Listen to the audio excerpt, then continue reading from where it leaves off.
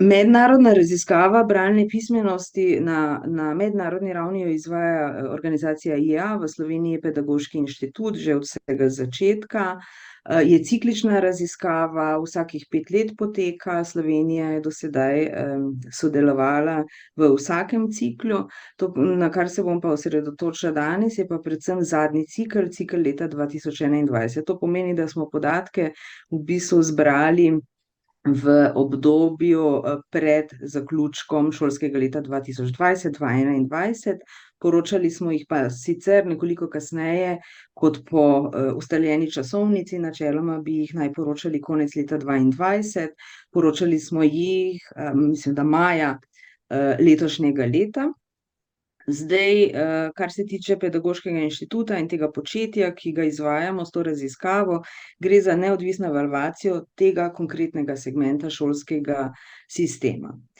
Namen mednarodne raziskave PIRLS je preverjanje bralne pismenosti učenk in učencev ob koncu 4. razreda, takrat so v povprečju stari približno 10 let. Izmeriti in pa interpretirati želimo razlike v izobraževalnih sistemih, v smislu dobrih praks, v smislu, da pogledamo, kje v svetovnem merilu Slovenija pri bralni pismenosti četrtošolcev in četrtošolk je, seveda z nekim ključnim namenom, da izboljšujemo poučevanje in učenje bralne pismenosti v svetu in seveda tudi v Sloveniji. Zdaj gre za obdobje, ki je bistveno, ker izmeri znanje po nekem začetnem opismenjevanju branja v obdobju, ko lahko na pismenost vzgojno-izobraževalni sistem še zelo vpliva. Gre tudi hkrati za obdobje ali pa prehod iz učenja branja v branje za učenje. Kako poteka oziroma kaj vse preverjamo?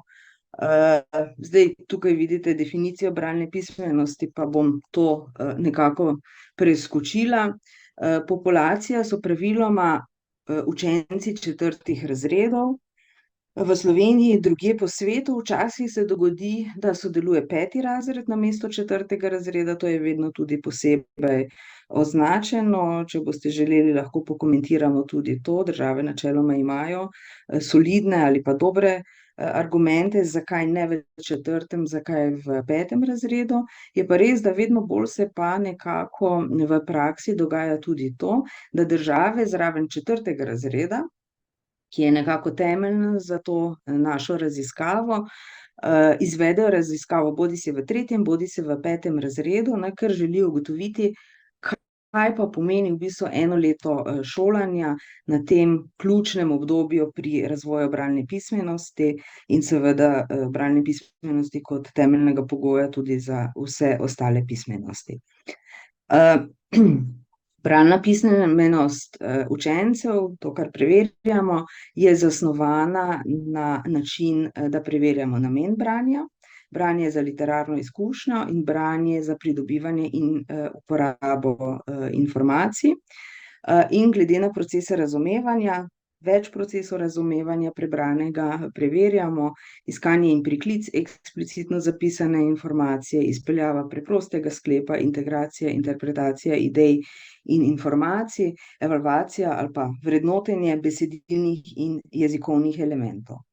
Za vsako od 2 vrst besedil, na eni strani imamo literarna, na drugi strani imamo informativna besedila, je učencem povsod po svetu, ne le v Sloveniji, na voljo 40 minut, da preberejo in odgovorijo na vprašanja, ki se navezujejo izključno na besedilo, ki ga berejo.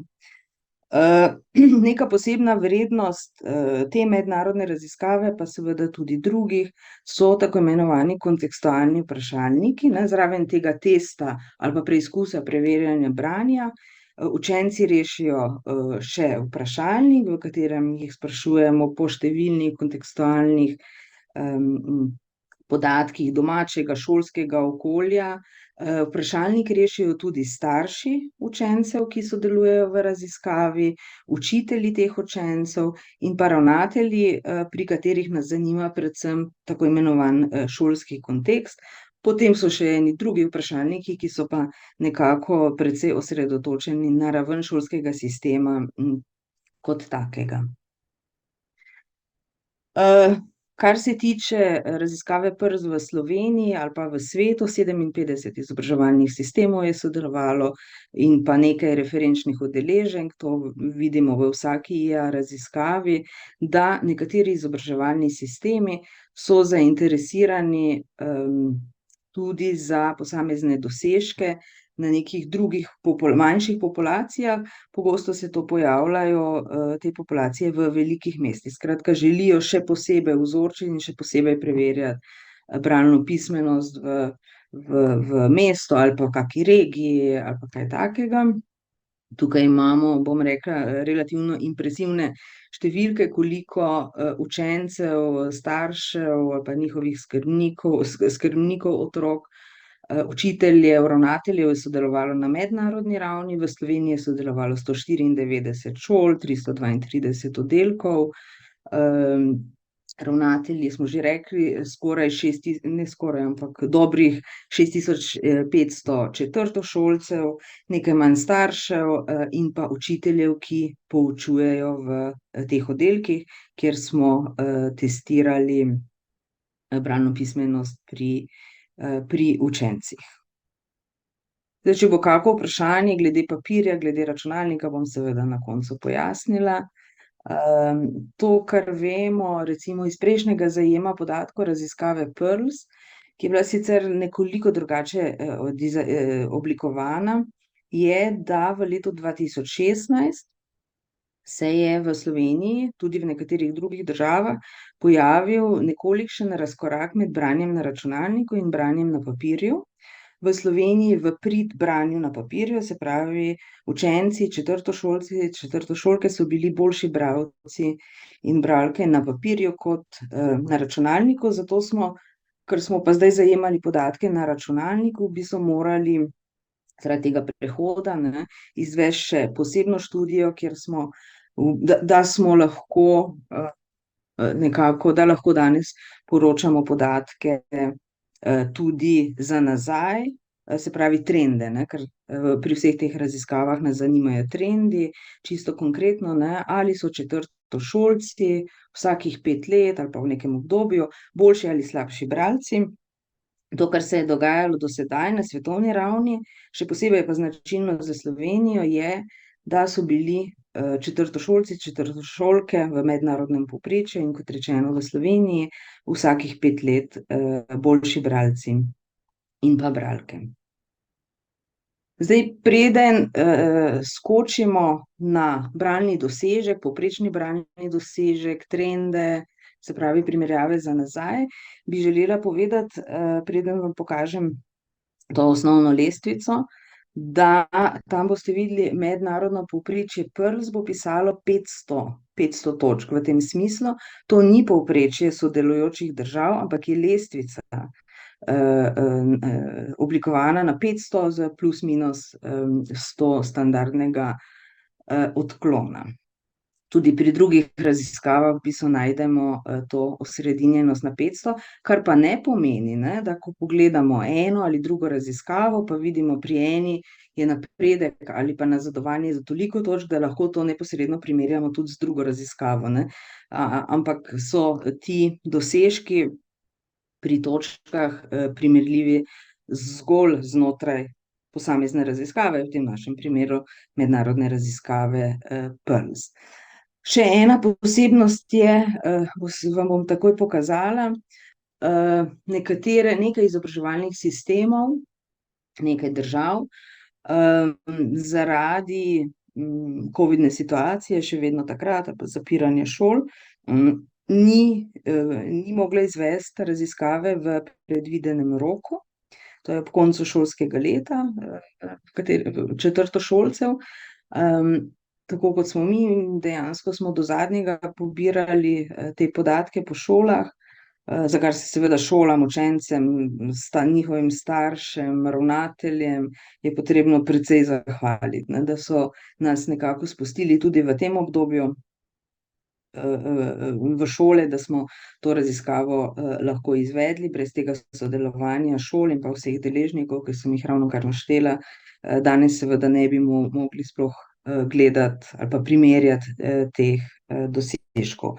Kot rečeno, nekaj šol, med njimi recimo iz naše soseščine Hrvaška, v tistem obdobju ni mogla izvesti raziskave na šolah, ne, ker pomembno pa je, da so učenci v šoli, ne, da v nekem kontroliranem okolju, po vsem svetu enako rešujejo te bralne teste. Te države so izvedle raziskavo takrat, ko so se šole odprle po počitnicah. Tako da njihovi učenci so nekaj par mesecev starejši, kot bi bili sicer. Seveda lahko zdaj debatiramo, ne, ali so bili zaradi tega v prednosti ali v slabosti, ali je bila to slabost in tako naprej. No, pa bom več kasneje. Tukaj je zdaj ta mednarodna lestvica in pa tukaj spodaj vidite srednja lestvica PIRLS 500 točk, lahko rečemo.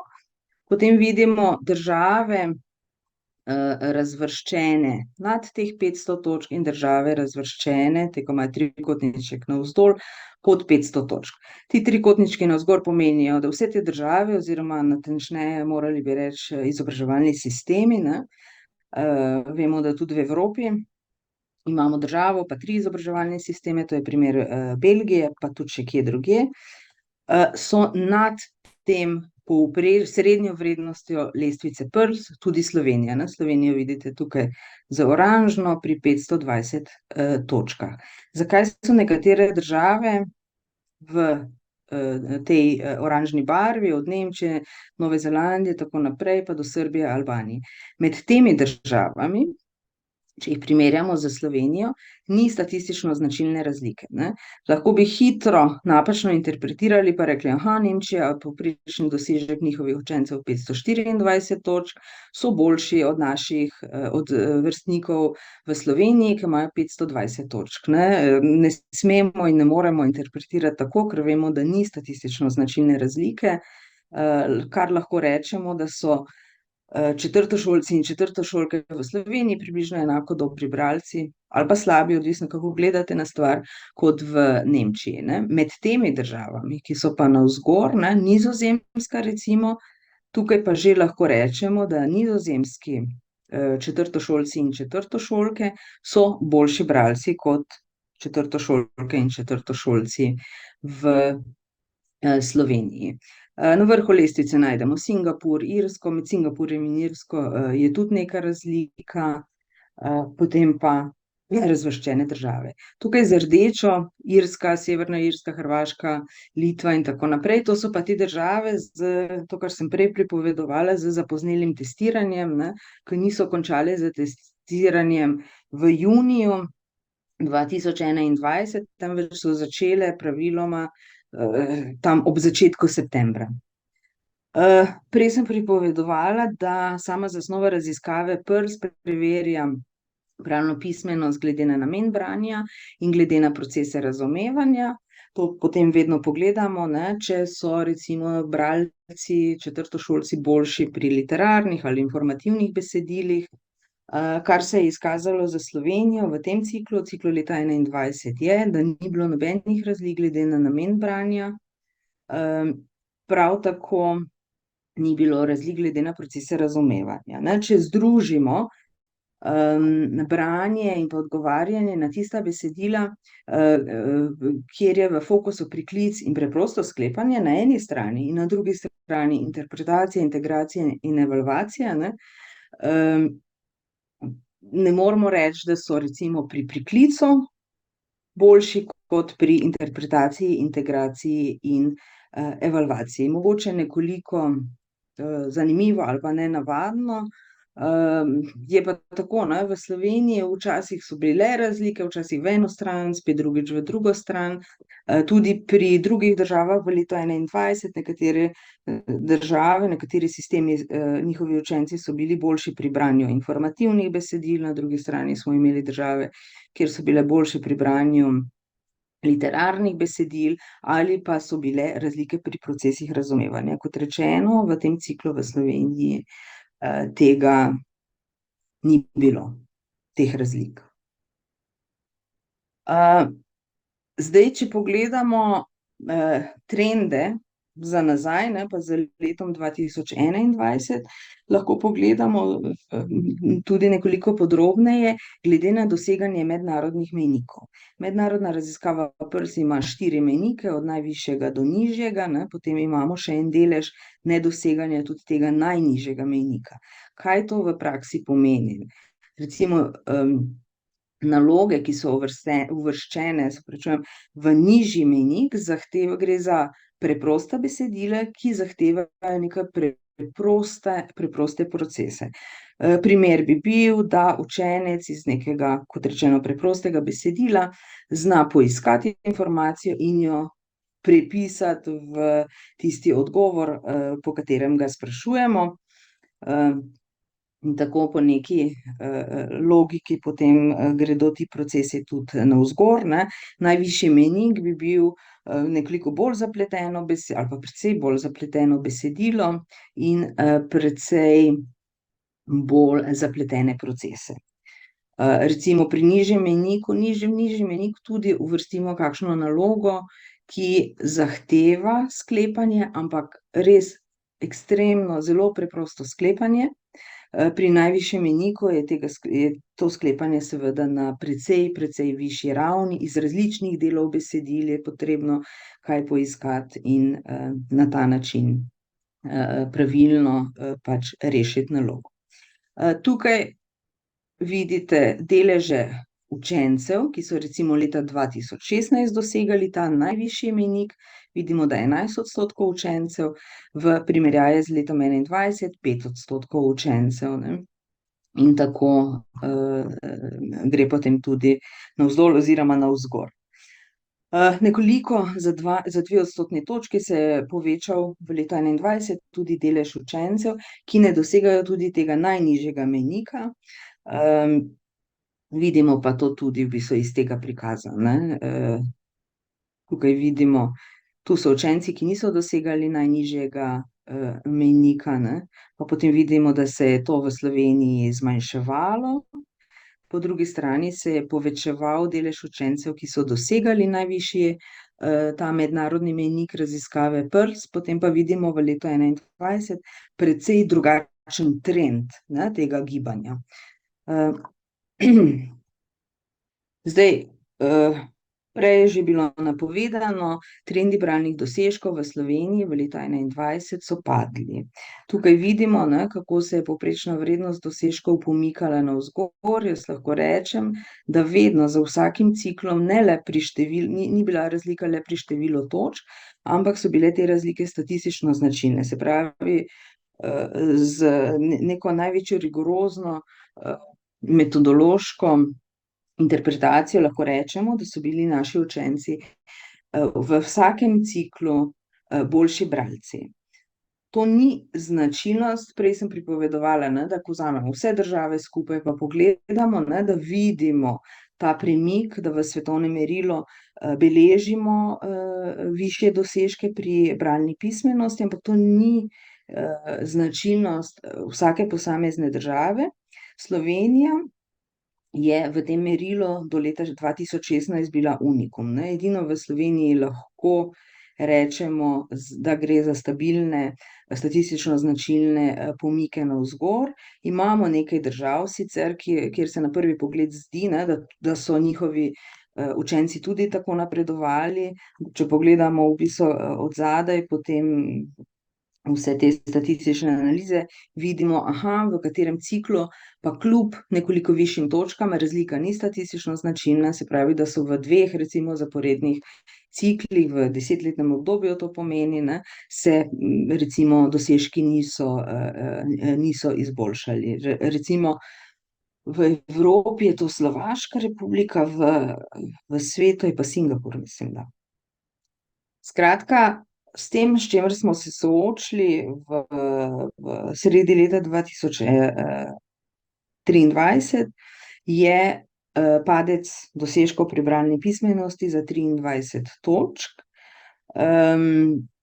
In ta upad smo dejansko prvič zaznali zdaj v letu 2021.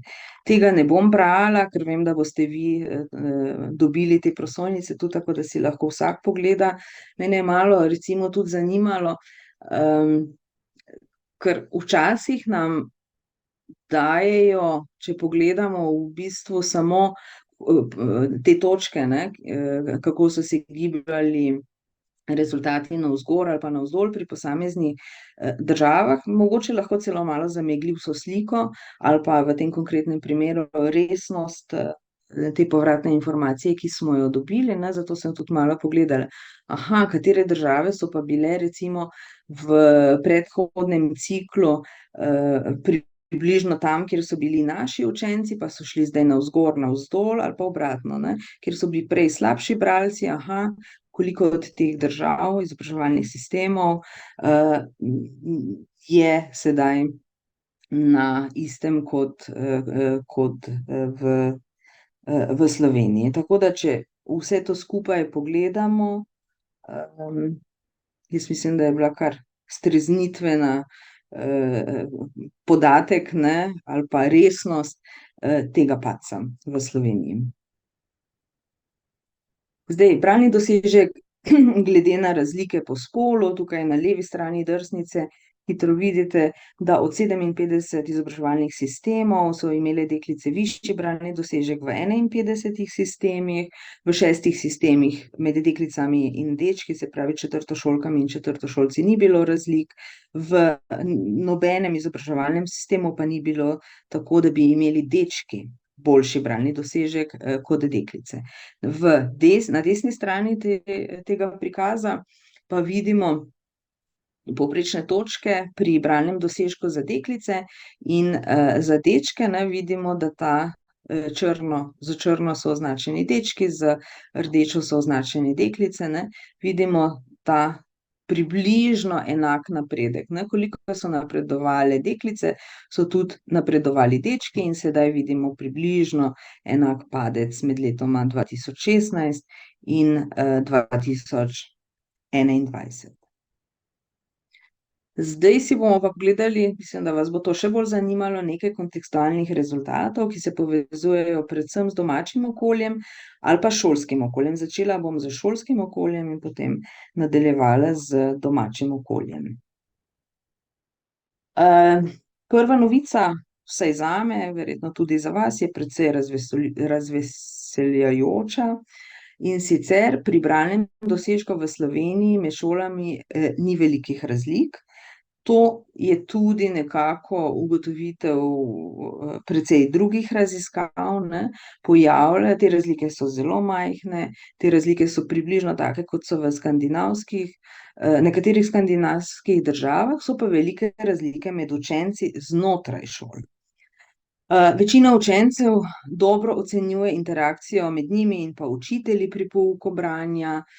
Povedali so, da so jim jasna pričakovanja učiteljev ali pa da imajo visoko podporo učiteljev pri učenju, da učitelji pogosto spodbujajo, da učenci diskutirajo o prebranem, da lahko pokažejo, kaj so se naučili in tako naprej. Učitelji uporabljajo zelo različne bralne strategije pri poučevanju branja. Leta 2016 smo izvedli nekaj sekundarnih analiz v smeri, ne, ali je recimo razporejanje v skupine podobno uspešnih učencev učinkoviteje ali ravno obratno, ne, da se v skupine razporejajo učenci z različnimi bralnimi dosežki, ne, kaj bi bilo tisto, kar bi bilo za Slovenijo najučinkoviteje. Zdaj, večina četrtošolcev v Sloveniji se tudi strinja, v šoli se počutijo varne, čutijo to pripadnost šoli, večina je povedala, da so učitelji do njih prijazni in pa da so ponosni, da obiskujejo šolo, v kateri so.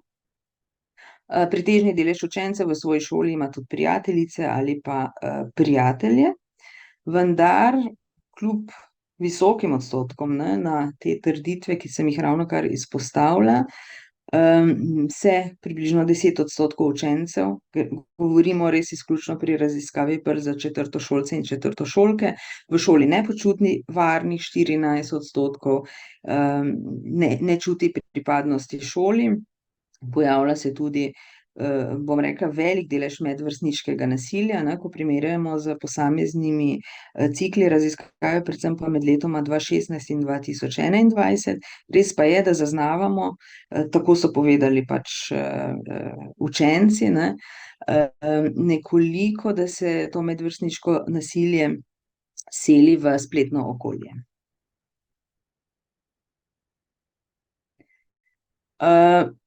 Večino učencev je sicer všeč to, kar berejo v šoli, vendar še vedno imamo približno 18% učencev, ki jim pa to, kar berejo v šoli, ni všeč. Na drugi strani večini se zdijo besedila, ki jih berejo v šoli, zanimiva, pa spet imamo še kar nek delež učencev, ki se s to trditvijo niso strinjali. Zato me je posebej zanimalo, kaj pa berejo v bistvu, ne, glede na različne vire ali pa pogostost na različne vire. Tukaj namenoma nisem združevala kategorij. Tukaj najprej vidimo vedno delež učencev, ki imajo učitelje, ki so tako povedali. Zdaj, mogoče se vam bo zdelo, da zapleteno govorim, ne, zakaj ne govorim delež otrok, se opravičujem, delež učiteljev. To predvsem zato, ker je pač treba spoštovati sam dizajn te mednarodne raziskave, ne, kjer učitelji niso poseben vzorec, ampak učitelje vedno zvežemo z učenci, ne, zato rečem delež učencev, ki imajo učitelji, ki so povedali tako. Zelo podobno je potem, bomo videli, pri starših, ne. Starši niso poseben vzorec, čeprav vemo, da gre za starše učencev, ki pa so reprezentativen vzorec za Slovenijo. Se pravi, lahko govorimo, da je nekaj mnenje četrtošolcev in četrtošolk, ne samo teh, ki so sodelovali v raziskavi, ampak predstavljajo tudi vse njihove vrstnike v Sloveniji. Tukaj imamo kategorije vsak dan, skoraj vsak dan, enkrat, dvakrat na teden in pa enkrat ali dvakrat na mesec, nikoli ali skoraj nikoli, ne. Samo, kar sem naredila, sem vam malo počrnila, da vidimo, ne, kje se ta pogostost giblje.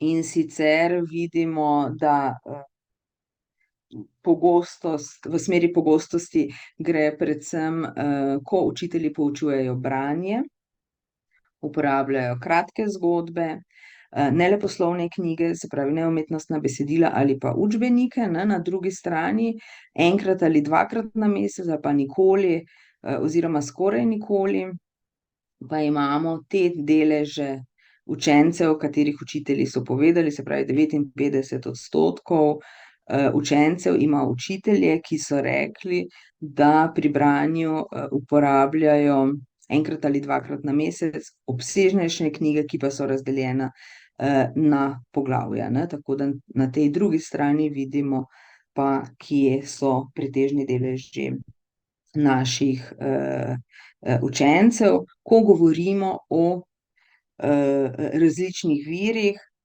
ki jih izbirajo učitelji, ko poučujejo učence branje, ne glede na to, ali so ti viri na papirju ali v digitalni obliki. Prej je bilo napovedano, pa tega posebne drsnice za to nimam, kaj so še drugi, kako je že bilo rečeno, kaj so še drugi viri oziroma katere vire pogosteje uporabljajo učitelji in tako naprej. To, kar smo zaznali, spraševali smo tudi ravnatelje, ne, kje pa oni pri branju v bistvu čutijo pomanjkanje za njihovo šolo, ne, kar se je izkazalo, da v bistvu, vsaj po mnenju ravnateljev, jih ni veliko takih, ki bi denimo izražali mnenje, da je pomanjkanje ali pa da to pomanjkanje vpliva na poučevanje branja na njihovi šoli pri učbenikih in tovrstnih gradivih. Velika večina jih je pa poročala pomanjkanje računalniških programov za poučevanje branja, ne. To je bila ena taka izstopajoča ugotovitev tudi te raziskave.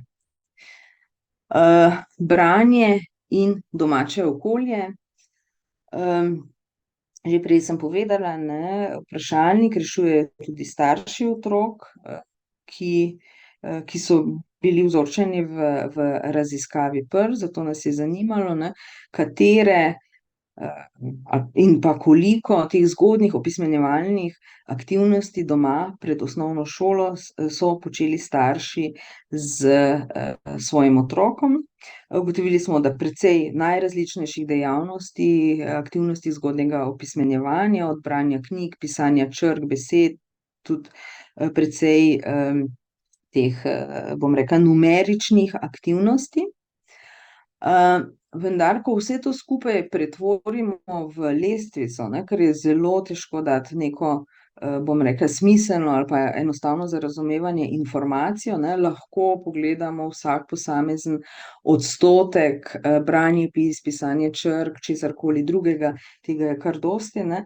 Lahko pa to pretvorimo v lestvico, da si lažje predstavljamo in tudi lažjo primerjavo potem z drugimi državami naredimo. No, in ko smo to naredili, se je ugotovilo, da kar se tiče Slovenije, kar se tiče zgodnjega opismenjevanja doma, pred vstopom v osnovno šolo, so ti deleži za Slovenijo precej gredo v smer, da to starši so z svojimi otroki počeli včasih, vendar je to že vse na meji pogosto, ne. Skratka, tukaj neke pretresljive zgodbe, kakorkoli imenujemo, ni. Res pa je, da statistično dokazano je, da imajo učenci, ki imajo višji dosežek pri bralni pismenosti, ne, hkrati je to skupina tistih učencev, tistih staršev, ki te aktivnosti zgodnjega opismenjevanja počnejo vsaj včasih ali pa pogosto, ne. Se pravi, učenci, ki imajo nižji dosežek, pri njih v povprečju pogosto ugotovimo, da so starši povedali, da tega niso počeli ali pa, bom rekla, manj pogosto. Starše smo spraševali tudi, kako dobro so znali takrat, ko so vstopili v prvi razred osnovne šole, ne, to je bilo 4 leta nazaj, ne, zdaj jih imamo v 4. razredu, posamezne aktivnosti od poznavanja večine črk, da so učenci oziroma njihovi otroci znali prebrati nekaj besed, znali prebrati stavke, zgodbo, pisali črke, napisali svoje ime ali pa napisali nekaj drugih besed, ne le svojega imena, ne, tukaj vidite po odstotkih. Se pravi, delež 38% učencev ima starše, ki so povedali, da preden je njihov otrok stopil v osnovno šolo, je poznal večino črk, ne. Zelo dobro ali pa 34% še kar dobro, ne. Tukaj vidimo tudi določene premike, seveda, ne, večina črk ali pa da so znali brati stavke, je razlika in tukaj vidimo, da se ti deleži otrok teh staršev pomikajo bolj na desno, se pravi, ne preveč dobro ali pa sploh ne. Jaz sem vam res označila samo te najbolj izstopajoče, ne, vidimo, da večina, ne, koliko je to, 94%, so zelo dobro ali pa še kar dobro znali napisati svoje ime, preden so vstopili v šolo. Zdaj, če gledamo primerjavo, ne, pa če bi morali vsak tak posamezen odstotek gledati, primerjati z drugimi državami, bi, kot rečeno, bilo precej težavno področje za interpretacijo, ne. Zato, kar smo naredili, v bistvu vse te trditve smo oblikovali v eno lestvico, ki je imela nekako 3 presečne vrednosti, da so te aktivnosti otroci staršev opravili zelo dobro, zmerno ali pa slabo. Treba je reči, da v povprečju, in to so stališča staršev, v povprečju se je Slovenija uvrstila v kategorijo slabo. Kajti starši 61% učencev so poročali, da je otrok ob vstopu v osnovno šolo omenjene aktivnosti, če jih vzamemo skupaj, opravljal slabo. Na mednarodni ravni je delež teh otrok precej nižji, zgolj 34% otrok ima starši, ki so tako povedali, ne, da so te aktivnosti njihovi otroci slabo opravili po neke vrste kakovost, ne, pred vstopom ali pa ob vstopu v osnovno šolo. Kar se tiče kategorije zmerno, 26% v Sloveniji, ne, in pa v mednarodnem povprečju 35%. Tukaj je kar velik razkorak, še večji pa je pri stališčih staršev, pri neki novi kategoriji, ne, teh aktivnosti, in sicer kategoriji zelo dobro. V Sloveniji 14% četrtošolcev ima starše, ki so povedali, da so te aktivnosti njihovi otroci opravljali pred vstopom v šolo zelo dobro. Na mednarodni ravni vidimo 31% otrok teh staršev, ne. Tudi vidimo v bistvu, da na mednarodni ravni ali pa v mednarodnem povprečju, ne, se zelo lepo porazdelijo, ne. Približno enaki so deleži otrok staršev, ki so te aktivnosti opravljali slabo pred vstopom v šolo, ali pa dobro, ali pa zelo dobro, ne. Vidimo tam okrog tretjine, slabe ali dobre tretjine. Pri nas pa vidimo v bistvu kar precejšen razkorak med temi tremi kategorijami, pa precejšen delež, še enkrat ponavljam, 61% učencev, kateri starši so povedali, da so to opravljali pred vstopom v šolo slabo. To seveda ne pomeni, da lahko iz tega izpeljemo interpretacijo, kakršnokoli interpretacijo o predšolski vzgoji, ampak je podatek sam zase, ne. V predšolski vzgoji imamo druge podatke. Za leta 2021 še nismo poračunali, ampak vem pa za prejšnje cikle, ne, kjer so pokazali, ko smo primerjali, ne, ali obstaja kakšna razlika med tistimi učenci sedaj v 4. razredu ali pa takrat v 4. razredu, ki so obiskovali predšolsko vzgojo, kako dolgo so jo obiskovali pred vstopom v šolo in tako naprej, ne.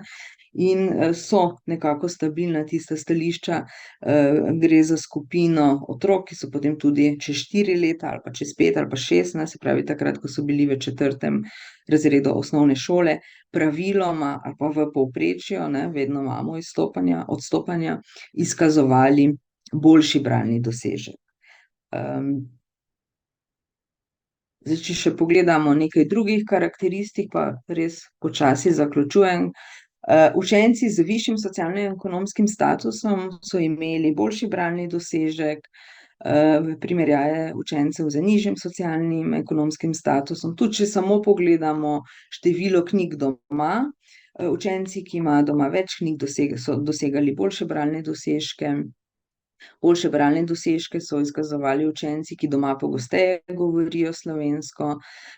Zdaj, kar se tiče staršev, ne, pogosto opažamo to povezavo, kako radi berejo starši, kako radi berejo njihovi otroci oziroma ti učenci, ne, ki jih mi potem testiramo, pozitivno povezavo. Kar se tiče staršev v Sloveniji, v povprečju so uvrščeni v kategorijo, da nekoliko radi berejo. To pomeni, da v Sloveniji 26% četrtošolcev, zgolj 26 ima starše, ki zelo radi berejo. V povprečju imajo ti otroci višji bralni dosežek od tistih staršev, ki nekoliko radi berejo. Teh staršev, ki nekoliko radi berejo, je pa v Sloveniji 52 odstotkov. Kar se tiče odnosa do branja učencev, v Sloveniji imamo 28% učencev, ki so poročali, da zelo radi berejo. Na mednarodni ravni na drugi strani imamo 18% učencev, ki so povedali, da ne berejo radi, ne. Pri nas je ta odstotni delež nekoliko večji, in sicer 23% učencev je povedalo, da ne mara branja. Starši. ker se je testiranje izvajalo po šolanju na daljavo praktično v vseh izobraževalnih sistemih, smo seveda izkoristili tudi to priložnost in starše vprašali o njihovem stališču glede vplivov šolanja na domu na učenje njihovih otrok. 25% otrok ima starše, ki so poročali, da je šolanje na domu predvsem močno negativno vplivalo na učenje otrok, na znanje. Starši v 58% otrok, staršev otrok je povedalo, da je bil ta še vedno negativen vpliv, ampak nekoliko negativen vpliv in zgolj 16% otrok ima starše, ki so povedali, da v bistvu to šolanje na domu ni imelo nikakršnega negativnega vpliva po njihovem mnenju na učenje učencev. Na drugi strani vidimo nekaj šolskih sistemov, kjer so ti deleži otrok staršev, ki so poročali, da ni bilo nikakršnega negativnega vpliva, kljub temu, da so v določenem obdobju njihovi otroci ostajali doma, seveda zaradi epidemije oziroma pandemije COVID-19, precej višje, 62% na Finskem, 46% na Danskem, 33%, se pravi tretjina v Franciji in pa nekoliko manj, še vedno pa več kot v Sloveniji, v Italiji. Zdaj, kar bi vam še rada povedala, da mi smo za vse zainteresirane, predvsem smo pa zaenkrat to informacijo sporočili učiteljem, uvedli blog, na katerem, to ni klasičen blog, kjer bi, ne vem, 3 besede, 4 besede ali pa en stavek zapisali, ampak malce bolj podrobno obdelujemo, sporočamo seveda na neki razumljiv način o sekundarnih analizah ali pa o rezultatih, ugotovitvah sekundarnih analiz na blogu. V tem trenutku smo objavili, mislim, da en mesec nazaj, daljši blog o domačih nalogah, Vi veste, da pogosto se v Sloveniji diskutira o tem, da imajo naši učenci preveč domačih nalog, včasih se pojavljajo tudi neresnične informacije, da v določenih izobraževalnih sistemih, večinoma je takrat omenjena Finska, sploh nimajo domačih nalog, to iz te ali pa katerekoli druge raziskave, ki sprašujejo o domačih nalogah, jasno vidimo, da to so določeni miti, ki v realnosti ne držijo. Tukaj spodaj imate pa tudi dostop do nacionalnega poročila teh prvih rezultatov mednarodne raziskave PIRLS.